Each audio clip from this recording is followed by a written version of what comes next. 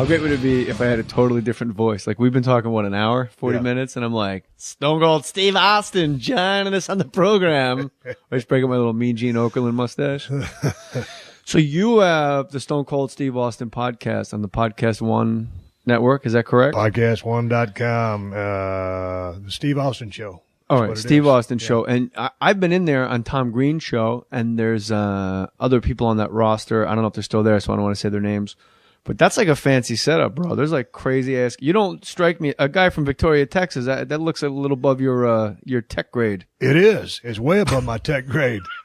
But you gotta appreciate the fact that most of my guests are calling in from all over the United States. It's not like I got, you're pretty much set up, established here. You got cats dropping by all the time, and that's a luxury. So it is what it is. But there's nothing better than talking to a human being live and in living color. Yeah.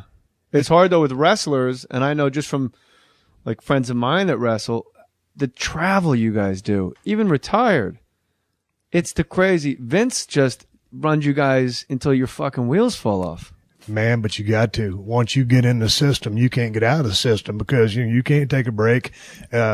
The only way you want to come off the road, or you don't want to come off the road, is if you get hurt because, all of a sudden you go say, hey, Vince, I'm getting tired. I need a month off. Man, somebody just took your spot. You just took yourself out of a key storyline. You just took money off the table. So you don't take off. You want to be on the road, and it becomes an addiction. You love living on the road. It sounds like you're talking about a crack addiction. You can't get out until you get hurt, man. But it's like anything. That's your bottom, man. But it's just like you getting on the road with the stand-up. Yeah. I mean, you love being in front of that crowd. You love making the money. You love turning those people on. It's the same damn thing. There's a very close parallel between these two businesses, and you got to stay in the picture. And the WWE is weird to me in a way that it seemed like when I grew up at WWF, like Jimmy Snuka and Don Morocco, like the battle for the Intercontinental belt was always way more interesting than the championship belt. It was fucking Bob Backlund doing squat thrust, trying to set like the world record in deep knee bend contest. The Guinness Book people are counting as squat thrusts. And meanwhile, you got like, is Don Morocco going to use the Asiatic spike? That's a forbidden move, man. And you and your friends looking at Pro Wrestling Illustrated like, I don't even know what it is. Like, no one knows. It's forbidden, bro. Like Greg the Hammer Valentine pile drove Jimmy Snuka on the cement floor. But like with the WWE, it's like I would watch it a lot more if there was just more wrestling, because I do really like watching wrestling. But man, cats get in the ring. I was just watching when Mark Henry, buddy of mine, was doing his like retirement, and he came in. John Cena was in the ring for like 8 minutes, and I looked at Matty Boy, and I go, man, I know TV a little bit. I don't think you can get more than 14 minutes out of a segment. Like, this shit's going to have to wrap up quick. And then just fucking pile drove Cena. I know exactly what you're talking about because I happen to be watching that episode, and I got all the stuff DVR'd, but I'm backed up on it. But that night, it was funny because I had just changed the channel, caught it. There was John Cena on the corner, window dressing. I mean, he was there for the taking.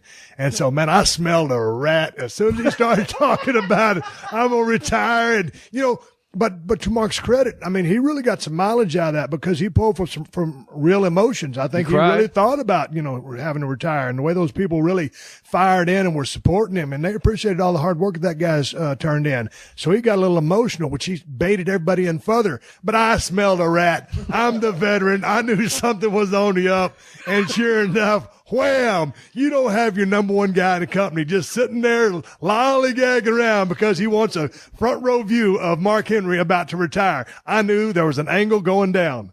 But they don't tell you ahead of time that that's going down? Well, man, I'm a civilian now, man. I mean, I'm technically still with the company, but, I'm at the house. I'm in Marina Del Rey watching. It's not like I get a call on the bat phone. Says, Steve and Vince, we're going to do an angle tonight. Mark Henry's going to look like he's going to retire, but he's going to beat the shit out of John Cena. So, no, I'm not involved on that end, man. Those guys are laying down a show, and I'm just watching as a fan or Mark at the house. Mark texted me. Mark ran me. Well, let me ask you a question. How are you and Mark tight? Where do you guys go back from? On my radio show on J Mohr Sports on Fox Sports Radio, you go to jmohrsports.com. You can pick your affiliate wherever you live, listen to this podcast. We call the update anchor Dan Beyer. I just started calling him the world's strongest man, and I got Intercontinental belt for the studio. Like, he's the Intercontinental Champion. He's the world's strongest man. And one day, Mark Henry, just rolling around Texas, goes, "Who's this world's strongest man?" "I'm the world's strongest man." And he it's just like, it's my update guy. You know, he's like 5'11", like 240, just a regular dude. And so we put him on. And then I told the update anchor, I go, "Bro, this is a huge get because I'm a wrestling nut. So if we get this cat on the phone, you better run some shit at him." Yeah. And so Mark Henry goes, "Oh, who set the world record for squat, bench pressing in 1989? Oh, hold on a minute now." And Dan Byer goes, "Did you say 1989? He goes, "Yes, sir." And he goes, "I guess we're all living in the past." "Oh, I agree with you, Jay. You know what? I could go for something to eat." And so they just went at it. And then I texted Mark afterwards, like, "That was great. Come on anytime." And then I called him. I wanted some swag for my son and my son's stepbrother. And they just sent like this giant ass package, and he's just good people. And then he texted me 2 weeks out, Stone Cold Steve Austin. And he's like, "Man, I'm retiring, dog. You got to watch it, man. It's going to be heartfelt. It's hard to put this." But before he even told me he was retiring, he would say like a month out, like, "Man, I'm just trying to rehab these knees, man. Just like, I can't even walk. I'm tired of waking up tired." So he put the game on me. Yeah. Just in passing. I can't even imagine when he told Jamie Foxx. Yeah, but you know what? He took you for a ride. You know, a little bit of hoodwink in there. Yeah, and you being a true fan. Hey, but let me ask you a question. You grew up in Jersey, correct? Mm-hmm. So I mean, you got to be hardcore. I still say WWF. We all know what it is. They call it E. But so you grew up hardcore WWF fan. Did you get into the NWA or the AWA at all? I did, because I would always get Pro Wrestling Illustrated. There was one newsstand in Caldwell, New Jersey. I would ride my bike to go pick it up, and I'm like, "Who's this Boogie Woogie man?" Yeah. And like, who's Barry Windham? Who are the Von Erichs? Yeah. And all of a sudden, like, wrestler number 2. Yeah. Parts unknown. Whoa. Yeah. Parts unknown. Yeah, all of a sudden, shit got... Why are they sending his check? Yeah. That's a good point. But Mark Henry's retirement, he did start crying. He sold it good. Now, do you think he was crying, or do you think diabetes was just making his eyes run? I know nothing of the man's health. I think those are real. I've been called a lot of things. A doctor is not one of them. That was said like you were on the steps of the Capitol in Houston running for office. I'll tell you, that was like that down folksy charm you had. Oh, shit. Used to work at a loading dock, Stone Cold Steve Austin. You put in the hard work. You did an honest work for an honest day's pay. Hey, man, absolutely. I always tell everybody, you know, I was, man, when I was born and you were born down in South Texas, I just grew up being able to lift really heavy shit. I'm good at manual labor. That's what I was born to do. And I got lucky, you know, after I got tired of working on the docks. Well, I didn't get tired of it. I just had a commercial come on TV, and I'd always watched pro wrestling my entire life since I was about 7 or 8 years old. So when I saw that commercial, I said, well, hell, there's my end, that wrestling school right there. So, you know, I started training while I was still loading, you know, the trucks, driving a forklift, lifting the heavy stuff. 5 months worth of training went by. Then I had my first match, and, you know, then I was still going. I was working at Watkins Motor Lines in Dallas, Texas. I was living 30 miles away in Denton, and I'd go to work every day. Fridays, you know, I was a young baby face back in, long blonde hair, pretty good looking kid, and all the heels would come into the territory and beat the dog shit out of me with weightlifting belts and kendo sticks, you know, to get some heat. And Saturday mornings was a TV taping. They'd do the same thing. They'd beat the shit out of Steve Austin. And then, you know, after 2 months of that, I finally asked the promoter, Jerry Jarrett, I said, hey, man, when can I start working full time? He goes, hell, Steve, I think you're ready now. And that's when I hauled my dumb ass over to Tennessee and started working full time. Denton, Texas, I believe, home of Texas Women's College, where my grandmother graduated. You are correct. Also, North Texas State, but more importantly than that, home of the Von Erichs. Yeah. God, all man. of them. The claw. People do not understand, and you brought the Von Erichs a while ago where we were talking, but you got to understand, you know, back in the day, the Von Erichs were gods. They were over like hair, crazy. My 2-year-old son, Meredith, has hair just like a Von Erich. It's got the flowing locks. Great. It's great. But I remember they had the claw. That was the finishing move. They'd claw, and they would just crush your skull. But then every once in a while, they would do the claw in the stomach. And I remember as a kid, I was a little uncomfortable. And, you know, the abdominal homoerotic. Claw, yeah, the abdominal claw didn't really work for me at too many levels. You know, Hey, if you keep fucking around, I'm gonna grab your stomach real low, right at the waistline. You'll be sorry. yeah, but you know what? If somebody got like I just ate a real bad pepperoni pizza, What you guys do? and then I hit the guy hit with that stomach claw. Yeah, and, it's all over. Yeah, You know what's amazing about your story that you just told, Steve, is that's exactly how I got into comedy. I ran my mouth all the time, got kicked out of every class. Like you were good at running, lifting heavy shit, Yeah. manual labor. I was good at just running my mouth, running from bullies, talking shit over my shoulder, and then sitting at home was, hey, are you a teenage comic between the age of 13 and 17? We're having a comedy night over here, and it was noon on a Sunday, and I went, oh, and I tried it. And I beat myself up with kendo sticks and weightlifting belts and sucked. And then you eventually become full time. It's impressive. But go ahead. No, I want to ask you then. So you're going to go do your first gig. You saw the tryout thing. This is a true story, right? Yeah. So did you have a routine, or you just went up there and just started running your mouth and ad-libbing? No, I had a routine. They said have 3 to 5 minutes prepared, and it went by in like 2 minutes. It's really weird. I still remember the jokes. I was 15 years old. I got it so bad. Maddie's gonna destroy me. I said, I went up in my my varsity jacket, like that'll give me a little street cred, like somehow varsity wrestling jacket with the 105 on the sleeve. People think I was funny. Like, that's cool, right? It must be funny. Let you wrestle. And I go, I'm athletic. I'm captain of the miniature golf team. I'm out for the season. I got hit by a windmill. That was like my first joke. My mother is in show business. She's Chaka from Land of the Lost. And then I said I went to bed, but I do it from the top of the dresser. Those are the 3 I remember. Now, I saw a tape of that performance. It was at Rascals Comedy Club in West Orange, New Jersey. It is like watching somebody speak Turkish. Like, I don't even know what I'm saying. Right. It's the weirdest shit in the world. And Buddy Hackey used to say to me, comics are the only people that use 0.1% of what they're going to become first time out. And somehow somebody said, hey, can you come back? Like, that's crazy. Right. And what Steve Austin just said, I think is highly relevant. Like, you went in and just got the shit kicked out of you for 5 months. And then finally, or you were in school 5 months and they got shit beat out of you for 2 months. And then you were like, hey, can I stop getting the shit beat out of me? But they kept having you back. Yeah, I mean, just trying to get the repetition. We're talking an hour before we started talking about on this show, about repetition, keeping your chops up, putting in the work is the way you put it. Yeah, you got to put in the work to be good, whether on the mic in front of a crowd or in the ring in a 20x20 trying to entertain some cats and tell a story. You get to the point where you get to, I mean, you're like baller status when you're a pro wrestler. And you're in the Expendables with Sylvester Stallone. Like, that's kind of other level. That's bigger than Hulk Hogan and Rocky. Like, you're on the poster, bro. Yeah, I made the poster. Man, that little chump ass part in that movie. It was fun because just working on that movie, because I remember when Rocky came out, man. I mean, who's not a guy's guy? Who's not a Sylvester Stallone fan? Hey. Yeah, man. He should have died. People don't realize how many times he's almost died. Was it on Expendables? The water around his heart burst because Dolph Lundgren punched him. Do you know about this? Yeah, I heard something about that. Something like Dolph Lundgren had. Do you know what this, Matty? Real Hey Matty. I do not.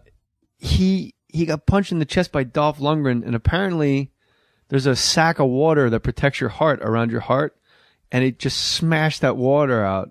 And he just He broke his water. He broke his water. No, but seriously, he gave birth to Jet Li. Yeah, but it was fun because back in the day, when Rocky was drinking raw eggs and training every day, man, I saw that movie in Edna, Texas. I walked to the theater.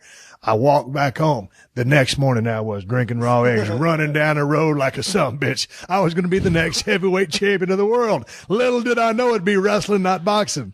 Are you a good boxer? Can you box? No, I can't box worth nothing. My left hand wouldn't bust a grape. Every now and then I go take some boxing or whatever to get, in tune for a movie. But, you got to be disciplined, or you've got to have the repetition to be a good boxer. You know this. Expendables. Let me throw some names out at you. A brawl breaks out on the set of the Expendables. Sylvester Stallone, Jet Li, Jason Statham, Dolph Lundgren, Randy Couture. Who's last man standing? And I'll put you in there too, Stone Cold. But you said you left. I mean, if I'll just avoid your left. If I can use the Iron Claw as a finish, it's going to be me. If it is barred, the last man standing would be Randy Couture. That's one bad dude. Yeah? Oh, straight up, man. More than Jet Li? Come on. No, I know. I say dude. that because there's T-shirts like at academies, like at MMA academies. Was it Boss Rutan? They used to have T-shirts. Your kung fu is no good here. Boss Rutan's a bad dude. Yeah, like kung fu guys when they go into MMA, like you can go on YouTube like kung fu versus, whatever. Yeah. And the kung fu guys get the shit beaten out of them. Yeah. Jet Li's a little dude, right? Yeah, he's a little dude. Man, I'm going to go Randy Couture all day long. And, Boss Rutan, I mean, that's a bad cat right there. And what about Dolph Lundgren? This guy speaks 8 languages. Does he ever fuck up and just start talking in Israeli? Man, he was in one of my movies. And he was a straight up cat kind of. He was an interesting dude. Yeah, he's like a genius. He's like one of the Klitschko's. He's like he could be a professor if he wants, right? Yeah, almost every time I would talk to him, I would need like a calculator to keep up. It was just, really? No, he's just a smart dude. Who makes the call? Who calls Stone Cold Steve Austin to be in this great big movie? Sly gave me my people got in touch with their people or their whatever, vice versa. I go down to Sly's office. I never met the guy in my life. Man, I walked in, there he was, and he was shredded. And, he's like 3 or 4% body fat, and his veins are sticking out on his forearms and stuff. I said, dude, nice to meet you. Yeah, I'm a big fan. And I said, man, what are you, about 3 or 4%? And he knows I'm talking body fat. He's a bodybuilder. And he goes, yeah, about 4. And dude, man, we hit it off right after that. Went in and shot the shit for about 30 minutes. And, he told me about the part. And I had to read for it, do all that stuff. And, man, I was in like Flynn. I ain't never got a part I read for out here in this damn. Well, I don't read for parts. I am what I am. I like to do my damn movies. On my dime. Yeah. Do my thing. But you've been in a lot. I ain't got time to, it ain't like I got time. Man, at doing what I did in the other business, I ain't going to sit in a line and audition. Either you got something for me or you don't. You got enough cheddar put away. I ain't going to be Laurence Olivier. Right. But you got enough cheddar put away where you get that luxury. Dude, I'm cheap, man. I'm cheap. I'm driving 96 Suburban out there, dude. I don't spend money. Look at the way I'm dressed. I look like a bum. Hey, what is this top-notch camo? But I've had this shit for 5 years. Well, if that's how you know it's top-notch, it lasts that long. Damn right. Biggest deer you ever shot? 181 class 10 point. What do you know about deer? You hunter? I have hunted. I shot a deer in Del Rio, Texas, at a Dave Roser's van, out of the passenger seat of his van, a .243 rifle with a scope.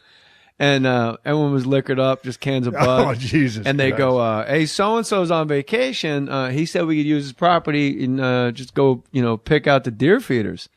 I'm like, all right, cool. You just get a bunch of guys, like 6 beers apiece, and just my grandfather's in the car. Dave Roser was the guy up the street.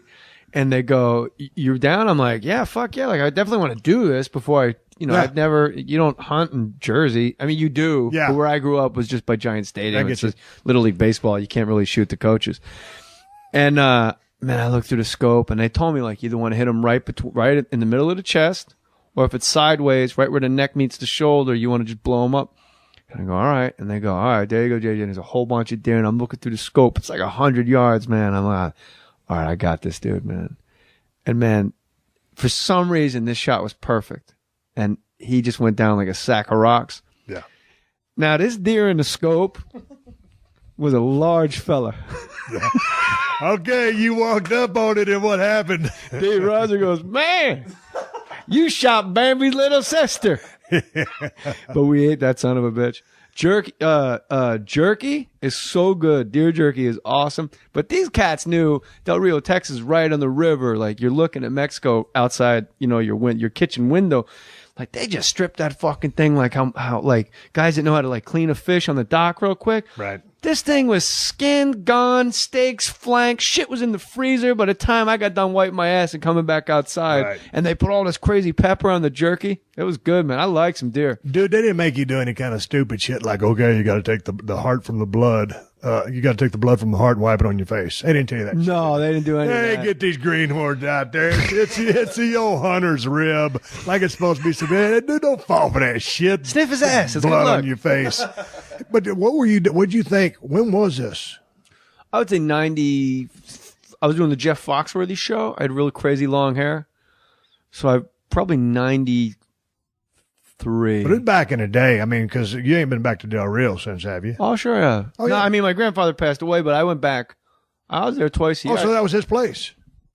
Well, I used to stay. He had a motorhome and like a little boathouse, Yeah. and he would just park on his property, and you would just sleep on. He would let you sleep in the bed. He'd sleep on the couch. He was like my best friend. Man, we used to hunt right outside of Del Rio in Comstock, and we were on a place that's about 10,000 acres. We leased it, and I was out there, had an '88 Ford F-150 and a piece of shit camper. That's what my grandfather had. Oh yeah, I swear to God. Yeah. Had well over 100,000 miles on it and a boat on the roof. And we got pulled over in Mexico. I'm sorry to interrupt you. Go ahead. We got pulled over in Mexico by 15-year-old Mexican police. They were on little mopeds blowing whistles. And I had an 8-month-old Rottweiler named Shirley.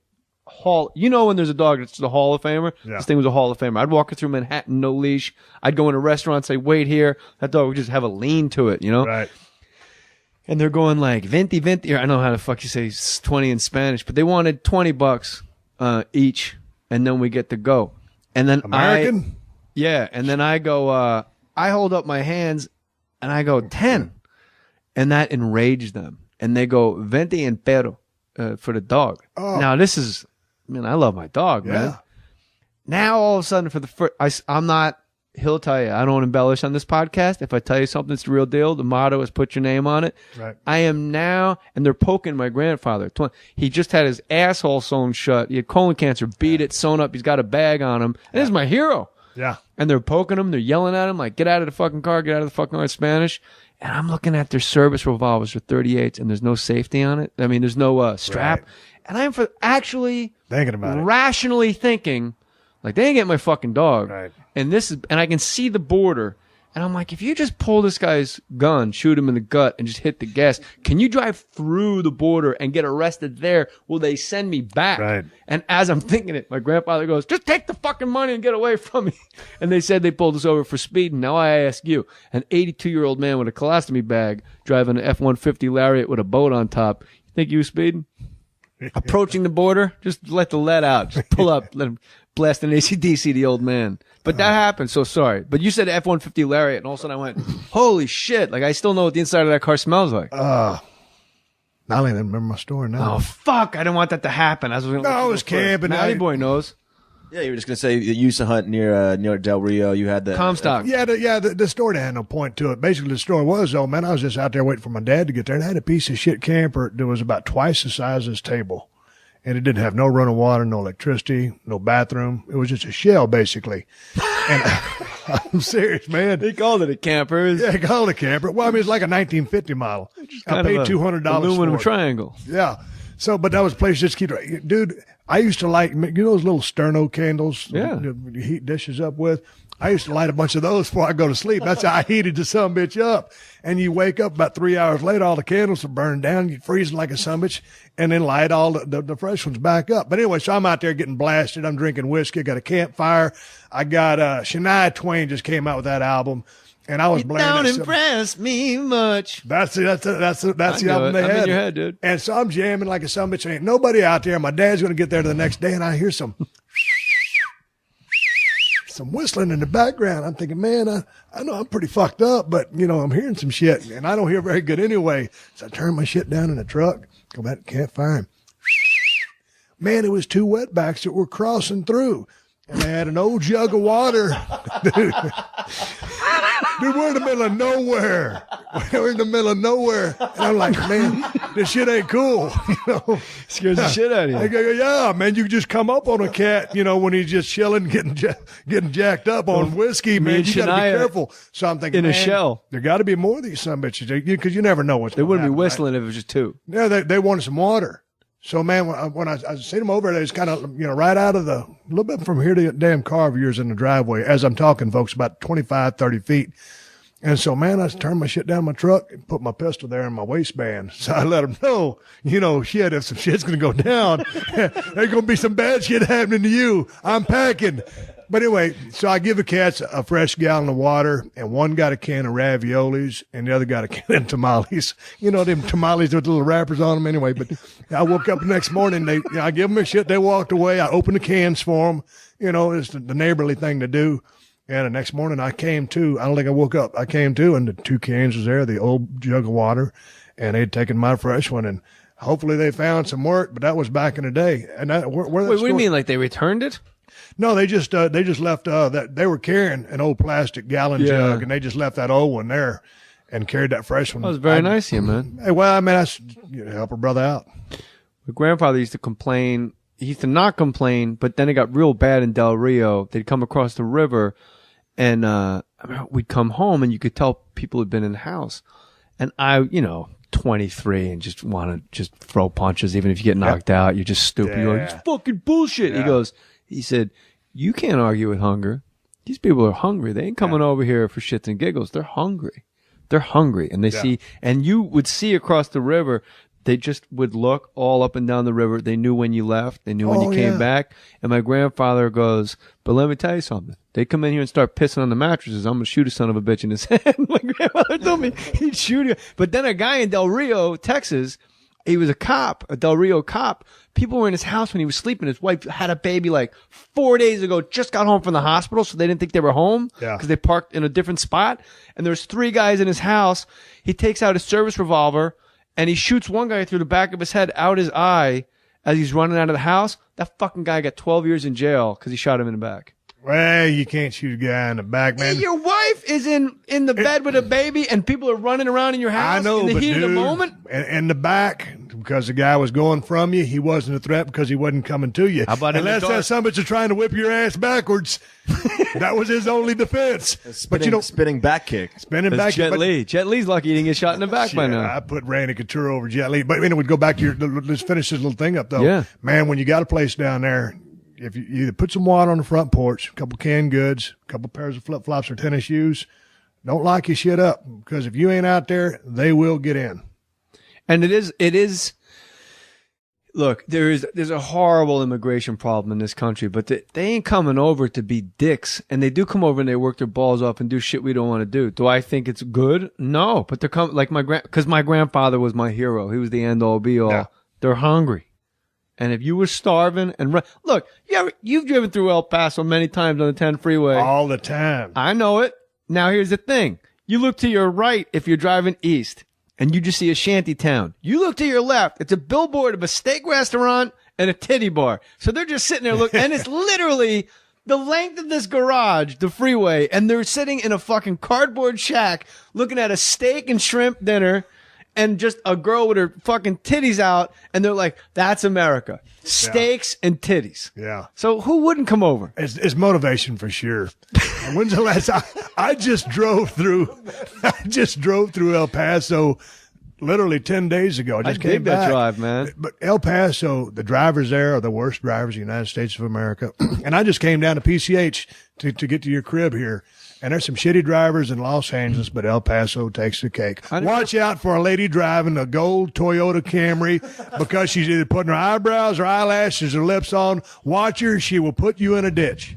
I will. I never had a problem driving through El Paso at all. And that's windy right when you go. You know what I like about that drive the most, Stone Cold Steve Austin? What? Right when you go past the University of Texas El Paso football stadium.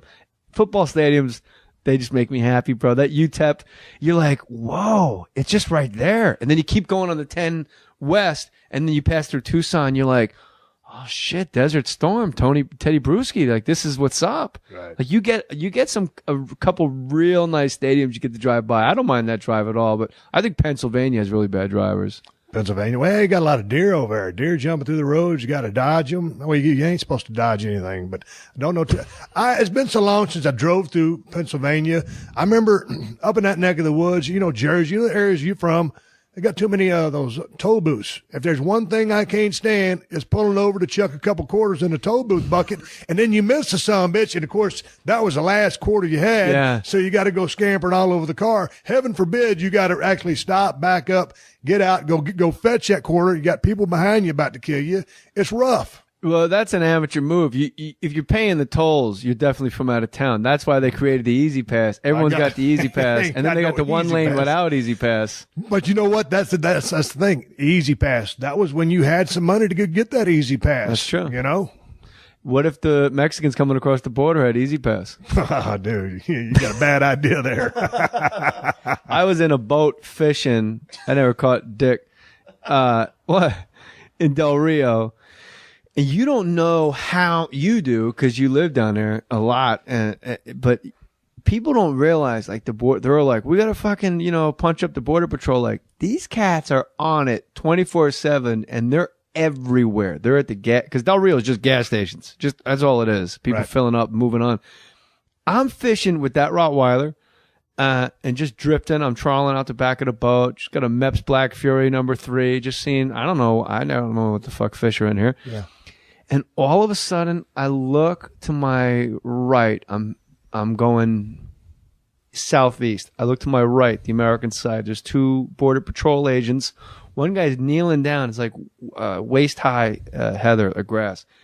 And the other guy's got binoculars on me, but they're only like 40 yards away. And I wave. They don't wave back. And that's weird, right? I go down. I'm still drifting down the river. I get about 100 yards. Same 2 fucking guys. The guy that was on his knee is still on his knee. Now he's got his rifle. And the other guy's got his binocular. Like they thought I was like a coyote and a bunch of dudes in the bottom of the boat. And I got a Rottweiler up on the top of the boat barking at the agents. And I'm kicking the dog in the ass going, shut up. What's the matter with you? Not now. Not now is right.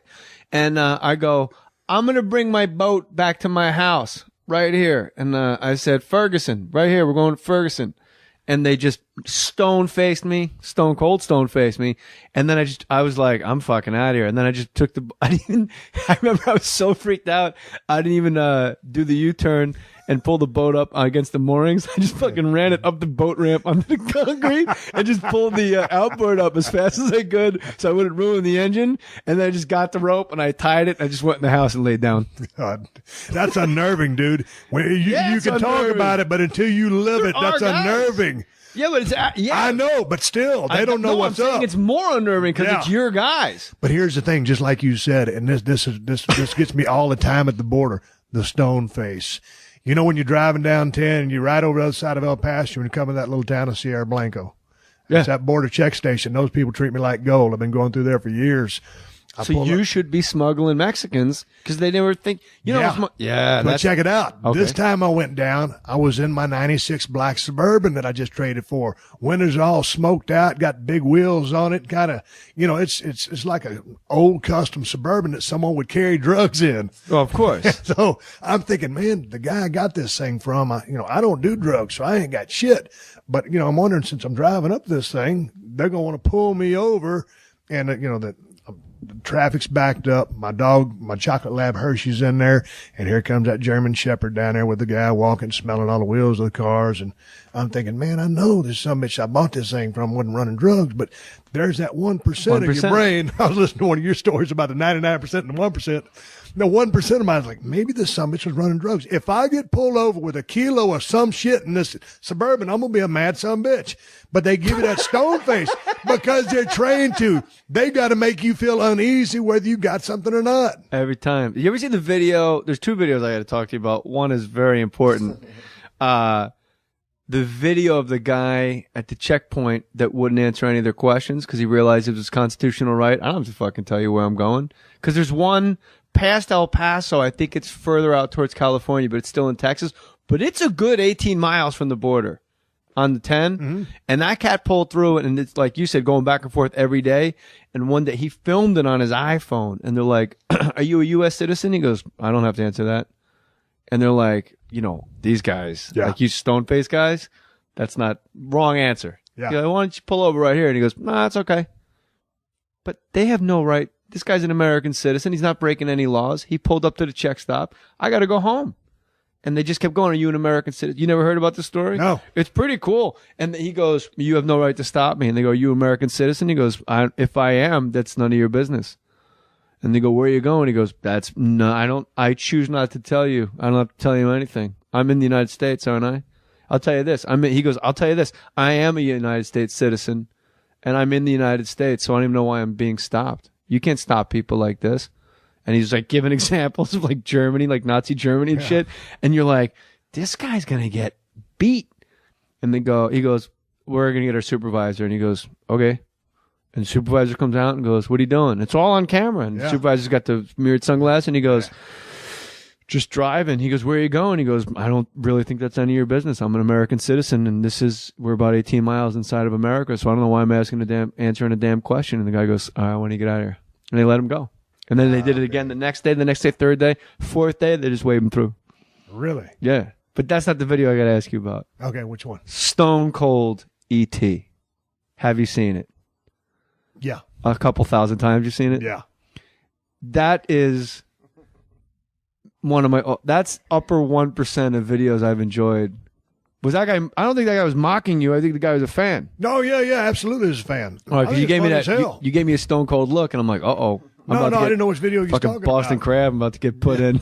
No. We'll be right back. Yeah. Don't forget to go to jmohr.com, click the Amazon banner, and buy something on the Amazon banner, and I will read your email. You can email me at jmohr.com too, and you can buy something.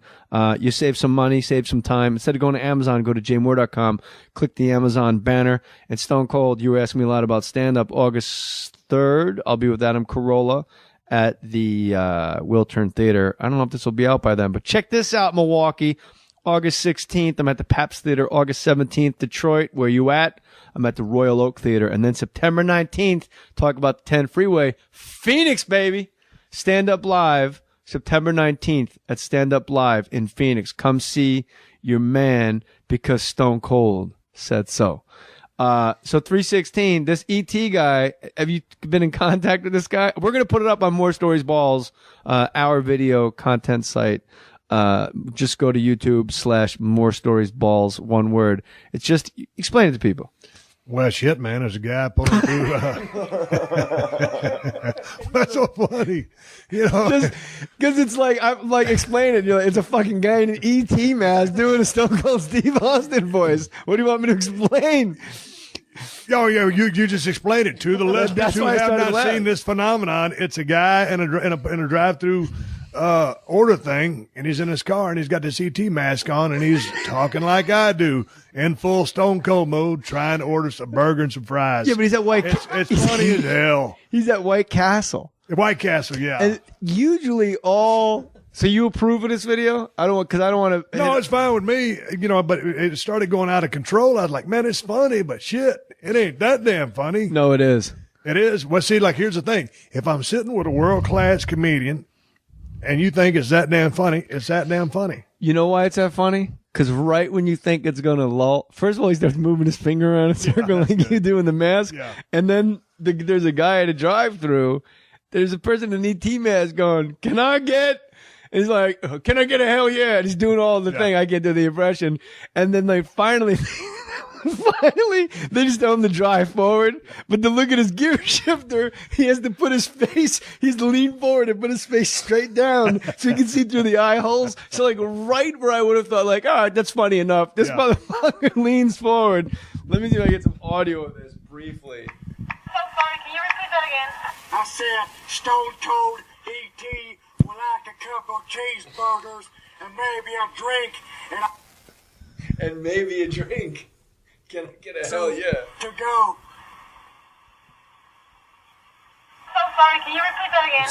I said Stone Cold E.T.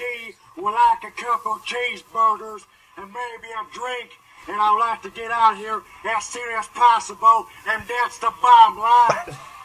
Hey, do you want to pull up? I can't understand anything you're saying, please. Okay, you want Stone Cold E.T. to pull up one side? Just pull up to the first window. Okay. Watch this. That fucking head going down makes me so happy. It's got 2 million hits. It's gone viral, bro. Here's WWE. Too much talking, not enough wrestling. We can agree on that, right? Yeah, I'm down with that. Just send them out. Just keep sending them out. We don't need the commissioner. I don't, like Piper's Pit was cool because it was once a week and that was it.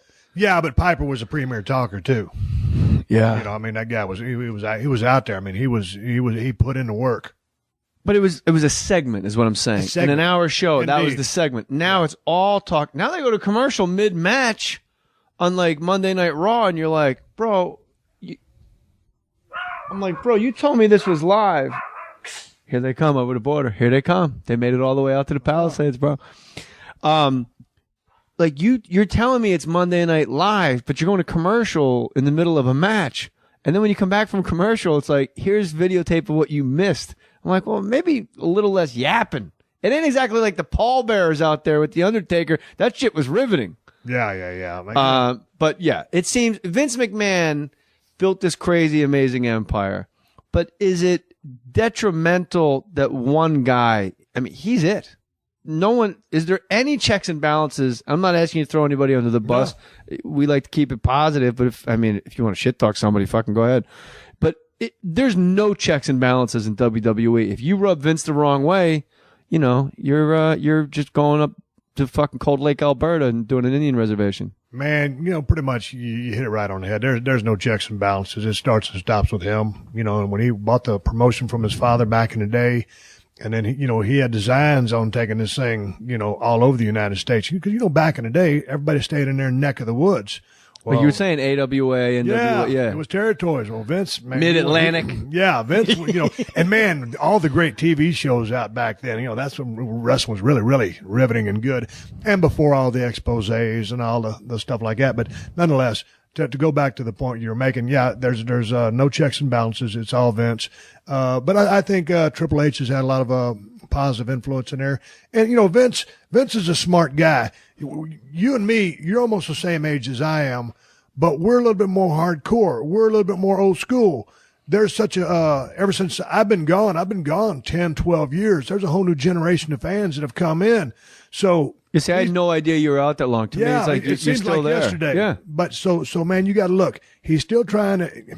If you look back in the old days, going back, we call it the old days. Let's go back 20, 30 years. You'll see mainly adults and middle-aged people in the crowd. These days, it's all kids with their parents. So he's trying to entertain people from 55, 65, and then there's a little, a couple of cats our age. And a lot of young cats, a whole lot of young cats. And I think he's trying to, it's a big ass circus and there's something for everybody. Yeah. Where back in the day, it was purely wrestling. And that's when I loved it. And that's what it sounded like when you loved it, when it was Rob purely Van wrestling. Dam said the same thing. When he retired for a while. He just came back on that vault. I don't remember what the name of the event was, but he just came back. But he said, like, I want to wrestle. Like, this shit's crazy. And he's like a great athlete. He wants to just jump around and fly all over the place. He's got some chops, but you can't just put it to work. You're on an airplane your whole life. But the thing with Vince, have you ever had, you were a star and you probably called your own shots, I'm guessing, to a degree, more than anybody else, more than Tony Geary ever did, more than Salvatore Bellomo ever got to. Did you ever get a storyline run by you where you were like, this is the fucking stupidest shit I'm not doing this? Yeah, there was a couple like that. And, there was a couple guys that they wanted me to work with. And, if I didn't feel like working with those cats, if I didn't think it was going to be beneficial to me or the company, then I put the kibosh on it. But by and large, man, I was a businessman with those guys. And pretty much Vince is pretty much always on the money with really a large percentage of his decisions. He's a smart guy. He's in the business to make money. He didn't put everybody else out of business because he's a dummy. And I certainly, there's a couple things I'm going to disagree with him on. But, that one time, I remember one time I was wrestling down in Columbus, Georgia. I was working with Ric Flair in a cage. And I got a call from Jim Ross, and they were dropping a creative on me. And they wanted me to, do the favors for Brock Lesnar in Atlanta. And, man, I was running hard. And what does that mean, do the favors? I was going to get beat. Okay. And I don't like this already. I didn't either back then. And so Jim Ross had called to give me the down low on what was going to happen. I said, well, really? I said, well, I don't have gut full, man. I'm running up down the road trying to sell these buildings out. We're kicking ass. And when you get a number one cat, you keep throwing the gas on him. You don't fiddle fuck with him. You keep, the hammer down. And I said, man, that ain't good business. I'll be happy to lay down on anybody if we're going to do the build up and we're going to get paid for this thing and do a big number. But we had not done this. It was just going to be a Monday Night Raw match out of the blue. And I said, well, if that's going to be the case, I won't be there. Well, I'm just telling you, what's happening, and you might want to call Vince. So sure enough, man, I get a couple of messages. I need to call Vince. So I called him. Vince gave me the same scenario, just like 2 a.m. And we got Raw the next day. And I said, so that's what we're doing? He goes, yep. And I said, okay. See, you're looking at me right now, and you can see the way I'm going, okay. That means okay. It ain't okay. Okay. But when I say okay to him, he just heard me say okay. My okay meant like, that's bullshit. My okay means I ain't going to be there. So that's when I took my ball and hauled ass back to Texas and said, hey, piss on it. I quit. And so, that was a case of. Wait, so what happened? Brock Lesnar comes out. They're just waiting for you to come through the ropes. Well, they got the TV, man, and there I'm sitting on an airplane going back to San Antonio. My phone's blowing up like a sumbitch, and they're trying to get hold of me. And I said, "Sayonara, I'll catch you later." And it was just a real bad decision, but made. And bad decision by you? Oh yeah, well, bad decision on their part, business wise, to want to beat me on short notice with no advertising and no build up. That's the big no one, build too. up, man. Come on, man. Yeah, someone's got to be a heel. They got to talk some trash. Yeah. I mean, we're trying to make this kid. I mean, he had all the potential in the world. There's nothing personal because Brock. I love Brock, and I always did. But it just wasn't a good business decision. And if I'm out there working my ass off, as was everybody else, we're all making damn good money, selling out, and all of a sudden, dude, you want to pick me off like that? What's the repercussions for going against Vince like that? Do you get fined? Do you get suspended? Dude, no, I quit. I quit for I was gone for almost a year. But don't you have a contract where he just holds it up and goes, you can't quit, dude? Well, I could quit, but it wasn't like I was going to go anywhere, so I didn't do anything. I was gone for 8 or 10 months. And that was how nice was that though, to just sit at home, watch TV and just relax, scratch your balls? I was miserable. Oh, really? Dude, are you kidding me? No, I'm not. I made a snap decision. And I walked away from, we were doing killer business. Every arena was 20,000. It was sold out. I don't care what day of the week was. They were all sold out. I was on top. So you're walking away from that paycheck. You ain't got nothing coming in the mailbox. They stopped paying you. You still have bills. I'm watching the show. They do a smear campaign. Now they've got to just trash me and say, I took my ball and went home. And that was their whole spin. Because you were afraid of Brock Lesnar. Oh, no, they just said that I took my ball and went home after, everything was going good. See, I'm already writing for WWE. This is what we say. We say he was afraid. He chickened out. But yeah, so man, it was bad. I was miserable, dude, watching all my buddies go up and down the road and keep doing Monday Night Raw. And I was leading the charge, and I took my shit and went home. I'll never forget. I went out to check the mail one day. I wasn't looking for a paycheck because they weren't coming, and there was a little card in the mail. Magazine instead. Yeah, I needed to go dump one in the sink. I needed to do something to get rid of the frustration. Sure. There was a little card in the mail, and it was from my buddy Jim Ross, announcer. And he goes, "Hey, just calling to see if everything's okay. If you ever need anything, give me a call." That was the damn reach out that I needed, that olive branch. And I said, son of a bitch, are you kidding me? I called him immediately. We talked for 2 hours on the phone. And he said, hey, man, is there any way I can put you guys back in touch with each other? You guys can patch this thing up? I said, yeah. I said, I'm willing to try. Anyway, we met in a high-rise hotel in Houston, talked it out. And, man, when we got there, it was weird. I got to that hotel room before Vince. They were doing Monday Night Raw. I drove in from San Antonio. And we was about, 25 stories up. And it's a big ass, luxury condo. And what town is this? In Houston. Okay. And I'm love Houston, dude. 25 stories up. And I'm thinking, man, I'm starting to look around. And, it's not like a hotel. It's just a big ass, I don't know what it was, apartment. And I'm thinking, man, is this a hit or something? Yeah, it's how Pesci went out in Goodfellas. So here comes Vince. Vince comes in. He's got a key, and it's just the two of us. Oh. And about a 2,000 square foot, 25 stories up room. And I'm thinking, man, one of us motherfuckers is going to fly in through that plate glass window. I know it. Because if we couldn't bury the hatchet, something's going to go down. Right. Long story short, we shook hands, had a conversation, and had a come to Jesus meeting. Everything was cool. We patched things up and went down the road. But I swear to God, I thought somebody was going to, you could either take the stairs or you could take the window. Yeah. It seems like Vince is like the Lorne Michaels of wrestling. Like he controls the whole show and you have no regrets. Like people want to paint Vince as like this uber villain that could ruin your life. And Lorne Michaels, people will talk shit about him. But my whole philosophy is he's the guy that picked me. He could have picked 1,000 comics. And for some reason that year he goes, I like the Jay Mohr boy. He entertains me. So I got, that was great. Right. I wouldn't have been there if it wasn't for Lorne. And you wouldn't, But didn't you have a disagreement with that guy? No, you can never see the guy. He's like Bruce Wayne. Lorne? Yeah. No, Lorne is like Sun Tzu, Art of War. Like if you try to even get a meeting with him, there's like 8 literally, I'm not exaggerating. I don't want to exaggerate this at all. There's probably 6 secretaries, like layers of defense to get to his office. And one goes, just sit here.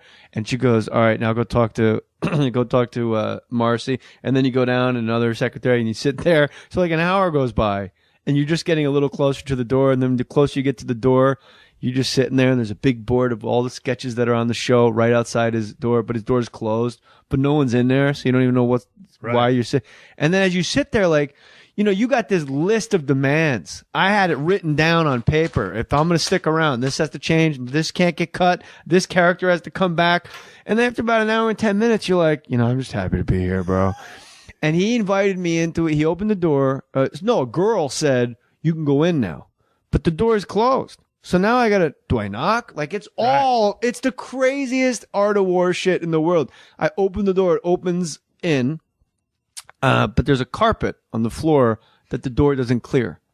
The door opens about shoulder width, not even, a little less than shoulder width, like half shoulder width, and then it hits that weird carpet. Now, I've been in this office 30 times. It's my second season. That shit never happened. This motherfucker probably moved the carpet close to the door. Like every step just takes you out of your game. I got down on my knees and I rolled the carpet like a cigar away from the door. I go walk into and he's behind his desk. He goes, come on in, JJ, come on in. And I'm on my hands and knees rolling the carpet up, and I got to estimate how far away from the door the half circle is that the door can swing. And then I close the door, and then I roll the carpet back out flat, and I smooth it. None of this is very masculine. Yeah. I'm a fucking French maid. I should just have a butt plug in and a ball gag, and I'm just smoothing it. I stand up. He's fucking standing up, leaning on a chair, looking right at, like he's a foot from me, like, hey, like a horror movie. And he goes, you wanted to see me? I'm like, nah, I was just passing through. I don't know. like all those demands, gone. How old was he at this time? 23. Was a kid, man. No, him. How old is him? 50, in his 50s. Okay. So, but the guy had like Belushi, Bill Murray, Eddie Murphy. What the fuck? He doesn't give a shit about me. Like, why did Good Morning Brooklyn get cut? Like, who cares? It's a machine that's going to roll on long after I've left. There's going to be a Will Ferrell. There's going to be someone else. There's going to be someone else. And there's moments in your career where you got to realize, I'm a spoke in the wheel. I'm getting a nice check. I'm in Manhattan and I'm on Saturday Night Live.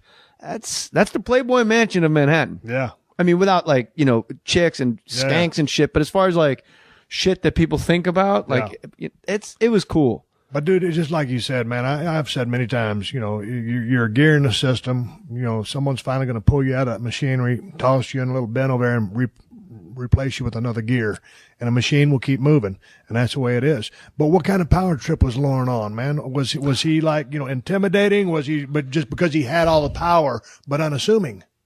It's very unassuming, and I don't know if it's a power trip. I don't know if he really ever. The fact that he was the power, though, was the trip. He's Vince McMahon. Yeah. There's no, there's a head writer, but it's just this, and he lives out in the Hamptons.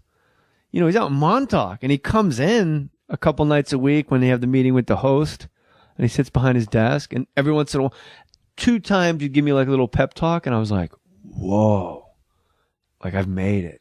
And then you're not in any sketches for 3 weeks, and you go, give me an example of his pep talk. All right, that meeting, and I had my list, and I told him I'm all set. He goes, well, you seem to have a list of some sort in your hands. Why don't you have a seat and let's just talk it over?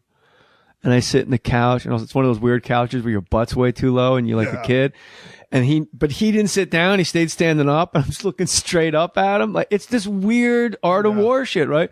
And I go, I named like 3 things. I go, these are sketches that I think, I don't think they should have been cut. Like, they're really funny. I'm a comic, and I know it's funny for me. And he just interrupts me. I would say, I don't want to exaggerate, 60 seconds, not even, 30 seconds in, he goes, Jay, you're the future of the show moving forward. We all know that. Just hang in there, hang tight, keep writing. Okay? That's it. It's over. Lauren Michaels told me I'm the future of the show. Man, I flew home. My feet never touched the ground. Right. and I slept, as David Lee Roth said, when you sleep, just your heels and your elbows are touching the mattress. The rest of you just floating, like levitating a little bit. That wasn't in shit for the next month, but I didn't care because he gave me. It's like when a general manager goes, "No, he's our coach." You know that coach is fired.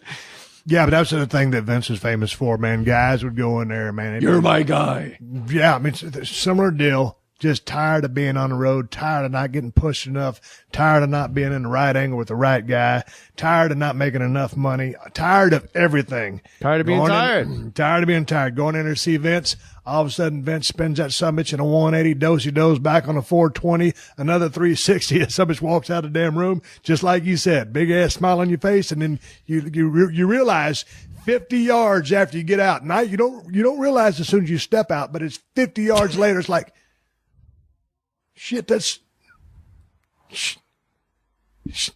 man, I'm right back where I started from. I didn't get anything accomplished while I was in there talking to him. I'm late for my flight to the Saddle Dome. Yeah, that dude can go in there and I'm on at 3 p.m. in Calgary. That dude was so suave and slick. You know, he's third generation promoter, you know. And so he played him Jedi mind tricks with a cat. And it's interesting to hear the Lorne Michaels stuff for me. What's your favorite town? Was there a town that you loved going to? Chicago. Yeah? Dude. That wouldn't have been on my list of 30 towns that I would have thought would have embraced the Stone Cold. Rosemount Horizon, the greatest building to work in because of the acoustics and Say the it rowdy again? crowd. The Chicago, the Rosemount Horizon, they've since renamed it. But Is it the United Center, like where the Bulls Yeah, play? whatever it is. Well, that's a new building, right? Yeah. Anyway, Yes. but anybody who knows wrestling knows that building. That's where I fought Brett in WrestleMania 13. That building, because of the acoustics, that wood ceiling, the way the sound bounces off of it, the rowdy fans. Now you talk about Madison Square Garden, you talk about a magic building. You talk about the Sportatorium back in the day in Dallas, Texas. Those are magical buildings. But for just pure rowdy fans, wrestling fans, Chicago. It seems like it was cooler when you could smoke. Like when you go to, I went to Jimmy Snuka Don Morocco Steel Cage, Sergeant Slaughter versus Ivan Putski in Madison Square Garden. I was 12. One of my mom's friends took me, like somebody I didn't really know that well, but I was like a fanatic. My mom's like, I'm not going to Manhattan. That's crazy. People get stabbed in Manhattan. You take them. But like something about the fact that when you could be in Madison Square Garden and everyone's just smoking cigars and cigarettes, just that haze. When you see old boxing footage, you go, maybe we should be allowed to smoke at Laker games. It's pretty cool. Well, that's why, kind of smoke. Maddie's into that. But that's why they smoke those buildings up now to, the atmosphere. One of the coolest moments of my life when the big sea change also, whoever's brainchild this was when everyone has a sign. Some of the signs just say me with an arrow pointing to the guy. 316 was like, that was the sign explosion, 316 for you. And the NWO shit and all that. And I remember once we were at Madison Square Garden, Opie and Anthony, the whole crew went, and those are my guys, right? And we just had a good time. Like, nobody's like fucked up. Like, just a really steady, like, they got to work in the morning. And I look across, and it's on TV. Yeah. And I look across the ring, and someone's holding a sign that listens to Opie and Anthony. Says, Jay Mohr, Gotham Comedy Club, June 6th to 9th. And I'm like, that is the craziest shit ever. Like, that was the craziest thing I had ever seen in my life. I saw a sign. It was a while back. I can't remember how long ago it was, but it was the worst sign I'd ever seen in the history of the business. And you see some great ones and you see some turds. This one was an Austin sign. It just said nothing but Austin. But they put the T in front of the S instead of the S in front of the T. It said Otson. It's like, how can you misspell my last name? What kind of support system is that? But you played a heel a lot. Can you ever go out and make fun of somebody's sign or take the sign? Are you guys giving ground rules like, don't go near these people? No, man. Back in the day when you can jack with them a little bit, you can tear their shit up, grab a sign out of hand, rip it to shreds. You can do almost anything. Stone Cold Steve Austin has a podcast. It's called The Steve Austin Show. Steve Austin Show. Super easy. And that's in the sports and entertainment department. You're not in the comedy department, so you got to go over to the sports and entertainment department. Is it called? It's sports and entertainment. Yeah, sports and recreation department. Steve Austin Show, sports and recreation. And you like doing this. I did. Talking to you is easy like Sunday morning. I could do it all the time. Well, and I can't wait to come on yours. I want you to come on because basically we're just going to But I want to go to Marina Del Rey. I don't want to go to fucking Hollywood. No. Come to my house. Oh, yeah. Yeah, dude, nice. We'll keep it low on the down low. But I was looking forward to talking to you, man. The thing about me doing my show, I'm a little bit green to this business. I think I got maybe 30 shows under my belt. What do you got now? About $1.70? Yeah, right there, actually. Exactly. Yeah. So, and I've been listening to a bunch of your shows, and you're badass. And I'm like, man, I got to meet this cat because I've been watching your stand-up for years. We'll hook and you you're up. funnier and shit. Thank you, brother. So any tech stuff, Matty Boy's got your back. You guys will exchange numbers. And if anything tech-wise you need help with, because you got the podcast one, I'm not going into their shit. I don't want them thinking I'm creeping into the I'm just saying, if you want to do shit from your house, Matty Boy can figure it out because I don't even know how to work any of this shit. But I was looking forward to talking to you because, it's interesting. We get out and start talking to people and, for by and large, most part, I'm just starting to make a few rounds on some different shows, but I figured, man, this guy knows sports. He's funny. Well, you got to come back. You're 100% right away. I could tell people can demand you come back. I'm in. All right. Stone Cold Steve Austin. He's got a podcast. Go there. I put my name on that shit. Brother, it's always nice when you meet a new old friend. You damn right. Much I appreciate love. you having me. Put your name on it. How great would it be if I had a totally different voice? Like, we've been talking, an hour, 40 minutes, and I'm like, Stone Cold Steve Austin joining us on the program. I just break up my little Mean Gene Okerlund mustache. So you have the Stone Cold Steve Austin podcast on the Podcast One network. Is that correct? Podcast1.com. The Steve Austin Show. All right, Steve Austin Show. And I've been in there on Tom Green's show, and there's other people on that roster. I don't know if they're still there, so I don't want to say their names. But that's like a fancy setup, bro. There's like crazy ass. You don't strike me a guy from Victoria, Texas. That looks a little above your tech grade. It is. It's way above my tech grade. But you gotta appreciate the fact that most of my guests are calling in from all over the United States. It's not like I got, you're pretty much set up, established here. You got cats dropping by all the time, and that's a luxury. So it is what it is. But there's nothing better than talking to a human being live and in living color. Yeah. It's hard though with wrestlers, and I know just from like friends of mine that wrestle, the travel you guys do, even retired. It's the crazy. Vince just runs you guys until your fucking wheels fall off. Man, but you got to. Once you get in the system, you can't get out of the system because you can't take a break. The only way you want to come off the road, where you don't want to come off the road, is if you get hurt because all of a sudden you go say, "Hey, Vince was doing his like retirement." And he came in, John Cena was in the ring for like 8 minutes. And I looked at Matty Boy and I go, man, I know TV a little bit. I don't think you can get more than 14 minutes out of a segment. Like, this shit's going to have to wrap up quick. And then just fucking pile drove Cena. I know exactly what you're talking about because I happened to be watching that episode and I got all the stuff DVR'd, but I'm backed up on it. But that night it was funny because I had just changed the channel, caught it. There was John Cena on the corner, window dressing. I mean, he was there for the taking. And so, man, I smelled a rat as soon as he started talking about it. I'm gonna retire, and But to Mark's credit, I mean, he really got some mileage out of that because he pulled from real emotions. I think he really thought about, having to retire, and the way those people really fired in and were supporting him, and they appreciated all the hard work that guy's turned in. So he got a little emotional, which he baited everybody in further. But I smelled a rat. I'm the veteran. I knew something was on the up, and sure enough, wham! You don't have your number one guy in the company just sitting there lollygagging around because he wants a front row view of Mark Henry about to retire. I knew there was an angle going down. But they don't tell you ahead of time that that's going down? Well, man, I'm a civilian now, man. I mean, I'm technically still with the company, but, I'm at the house. I'm in Marina Del Rey watching. It's not like I get a call on the back. That was great. Come on anytime. And then I called them. I wanted some swag for my son and my son's stepbrother, and they just sent like this giant ass package, and he's just good people. And then he texted me 2 weeks out, Stone Cold Steve Austin, and he's like, man, I'm retiring, dog. You got to watch it, man. It's going to be heartfelt. It's hard to put this, but before he even told me he was retiring, he would say like a month out, like, man, I'm just trying to rehab these knees, man. Just like, I can't even walk. I'm tired of waking up tired. So he put the game on me. Yeah. Just in passing. I can't even imagine when he told Jamie Foxx. Yeah, but you know what? He took you for a ride, a little bit of hoodwinking there. Yeah, and you being a true fan. Hey, but let me ask you a question.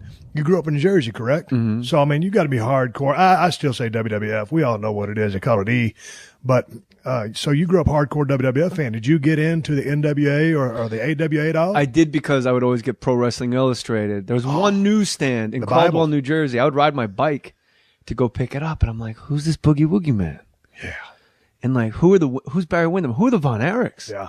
And all of a sudden, like, wrestler number 2, Yeah. parts unknown. Whoa, parts unknown. All of a sudden, shit got. Where are they sending his check? Yeah. That's a good point. But Mark Henry's retirement, he did start crying. He sold it good. Now, do you think he was crying, or do you think? I'm getting tired. I need a month off. Man, somebody just took your spot. You just took yourself out of a key storyline. You just took money off the table. So you don't take off. You want to be on the road, and it becomes an addiction. You love living on the road. It sounds like you're talking about a crack addiction. You Well, can't it get out is. until you get hurt, man. But it's like anything. But That's your bottom, man. But it's just like you know, getting on the road with the stand-up. Yeah. I mean, you love being in front of that crowd. You love making the money.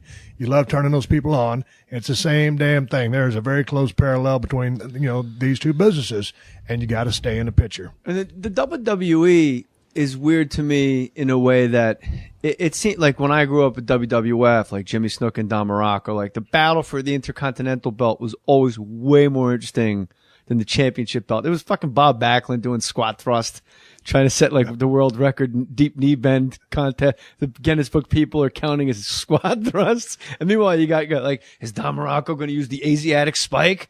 That's a forbidden move, man. And you and your friends looking at Pro Wrestling Illustrated like, I don't even know what it is. Like, no one knows. It's forbidden, bro. Like Greg the Hammer Valentine pile drove Jimmy Snook on the cement floor. But like with the WWE, it's like I would watch it a lot more if there was just more wrestling, because I do really like watching wrestling. But man, cats get in the ring. I was just watching with Mark Henry, buddy of mine. That phones it, Steve and Vince.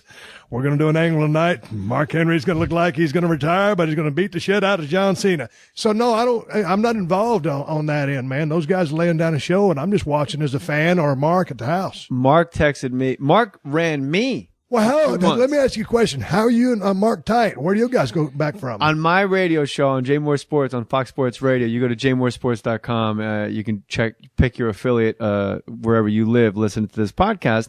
We call the update anchor Dan Byer. I just started calling him the world's strongest man, and I got Intercontinental belt for the studio. Like, he's the Intercontinental champion. He's the world's strongest man. And one day Mark Henry, just rolling around Texas, goes, who's this world's strongest man? I'm the world's strongest man. And it's just like, it's my update guy. He's like 5'11", like 240, just a regular dude. And so we put him on. And then I told the update anchor, I go, bro, this is a huge get because I'm a wrestling nut. So if we get this cat on the phone, you better run some shit at him. Yeah. And so Mark Henry goes, oh, who set the world record for squat, bench pressing in 1989? Oh, hold on a minute now. And Dan Byer goes, did you say 1989? He goes, yes, sir. And he goes, I guess we're all living in the past. I agree with you, Jay. You know what? I could go for something to eat. And so they just went at it. And then I texted Mark afterwards.